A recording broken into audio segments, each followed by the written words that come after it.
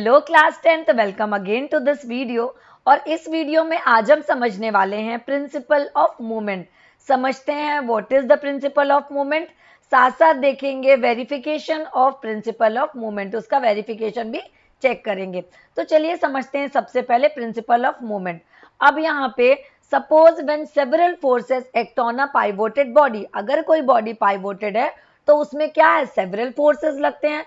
Pivoted that means, अब यहाँ पे एक ये पिक्चर दिख रही है, दैट मीन्स ये बॉडी कहाँ पे पाइवोटेड है, इस पॉइंट पे पाइवोटेड है और इधर दो पर्सन बैठे हुए हैं। अब यहाँ पे क्या है कि ये बॉडी इस पाइवोटेड के एक्सिस पे क्या करेगी, रोटेट करेगी। रोटेट करने पे अब यहाँ पे पाइवोटेड पॉइंट पे हमको मिलेगा सारे फोर्स का एल्जेब्रिक सम।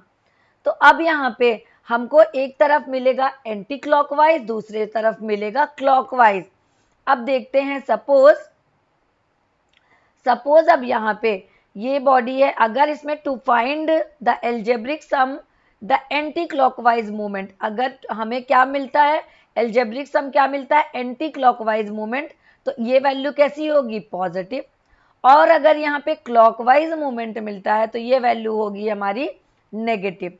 लेकिन हमारा ये जो पूरा इक्विलिब्रियम पे कब होगा, तो इक्विलिब्रियम पे वो तब होगा if the algebraic some of the movement of all the forces, जितने फोर्स इस पे लग रहे हैं उन सब का algebraic sum, all the forces acting on body about the axis of rotation, acting of body about the axis of rotation is 0।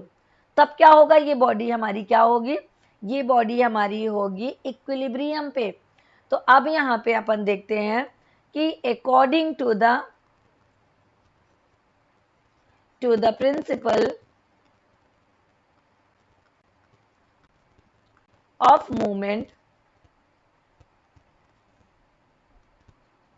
In equilibrium, क्या होगा, sum of the anti clockwise movement is equal to sum of the clockwise movement. Sum of the anti-clockwise movement is equal to sum of the clockwise movement. यहाँ पे work करेगा। चलिए अब अपन समझते हैं इसका verification of the principle of movement.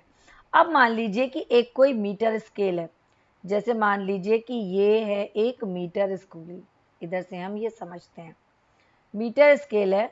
अब यहाँ पे क्या है, ये ओ पॉइंट है जिस पे क्या है, ये थ्रेड से ये सपोर्ट पे है किसी बॉडी पे, मीन्स यहाँ पे ये बॉडी क्या है, ओ पॉइंट पे ये पाइवोटेड है, ओ पॉइंट पे ये पाइवोटेड है। और यहाँ पे ये है हमारी क्या, मीटर स्केल।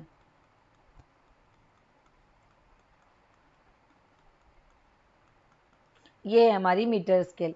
अब यहाँ पे एक पॉइंट हमने मान लिया ए और दूसरा पॉइंट मान लिया हमने यहाँ पे बी। अब यहाँ पे ये देखिए, ये क्या है, स्प्रिंग के थ्रू क्या लगे हुए हैं, यहाँ पे वेट लगे हुए हैं। मान लो स्प्रिंग के थ्रू यहाँ पे क्या लगे हुए हैं, वेट लगे हुए हैं। इधर भी स्प्रिंग के थ्रू क्या लगे हुए हैं, वेट लगे हुए हैं। ये स्प्रिंग के थ्रू यहाँ पे वेट लगे हुए हैं। अब यहाँ पे क्या हो गया, ये है हमारा W1 और ये है सपोज हमारा W2। अब यहाँ पे ये पाइवोटेड पॉइंट है, पाइवोटेड पॉइंट से O से A तक के डिस्टेंस को हम लेते हैं L1। क्या लेते हैं हम इसको, L1। और यहाँ से O से लेके B तक के पॉइंट को हम लेते हैं L2। ये हो गया W1 L1, ये हो गया हमारा W2 L2। तो अब ये बॉडी हमारी इक्विलिब्रियम पे कब होगी, ये बॉडी हमारी इक्विलिब्रियम पे तब होगी कि जब anti clockwise is equal to the clockwise movement. अगर मान लीजिए कि ये मीटर स्केल हमारी इक्विलिब्रियम पे है, इक्विलिब्रियम पे है, दैट मीन्स अब इक्विलिब्रियम से ये मूव कब करेगी, या तो हम किसी भी एक तरफ के वेट को बढ़ा दें तो ये क्या होगा, उस समय ये इक्विलिब्रियम पे नहीं होगी, या हम क्या करें, ये इसका O से A तक का पॉइंट और O से B तक के पॉइंट को डिस्टर्ब करें, या तो हम लेंथ को डिस्टर्ब करें तो ये इक्विलिब्रियम से हट जाएगी, या तो हम वेट को डिस्टर्ब करें तो ये इक्विलिब्रियम पे हट जाएगी। सपोज अगर हमारी बॉडी इक्विलिब्रियम पे नहीं है, तब हमें क्या करना है यहाँ पे, अगर हमारी बॉडी इक्विलिब्रियम पे नहीं है तो यहाँ पे हम दो चीज़ों से इसको इक्विलिब्रियम पे ला सकते हैं। क्या क्या चीज़ें हैं वो, अगर हम यहाँ पे इस लेंथ को कम कर दें या ज़्यादा कर दें तो ये इक्विलिब्रियम पे आ जाएगी, या तो हम क्या करें इसके वेट को बढ़ा और घटा दें तो ये बॉडी इक्विलिब्रियम पे आ जाएगी। तो ये है मीटर स्केल का कॉन्सेप्ट और ये है प्रिंसिपल ऑफ मूवमेंट।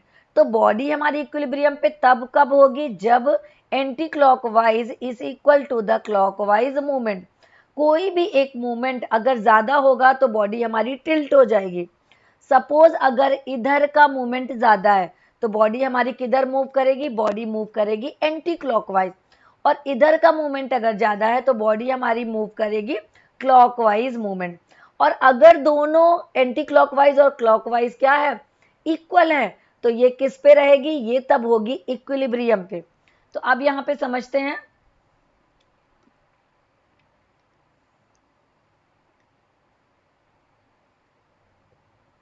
तो अब यहाँ पे अगर clockwise movement of weight W1 about the point O, about the point O is equal to W1 into L1। अब यहाँ पे देखना है बेटा anti clockwise movement of weight W2 about the point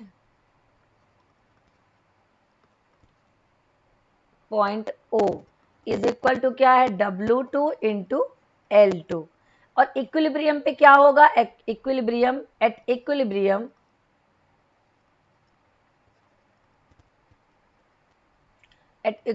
पे क्या होगा, क्लॉकवाइज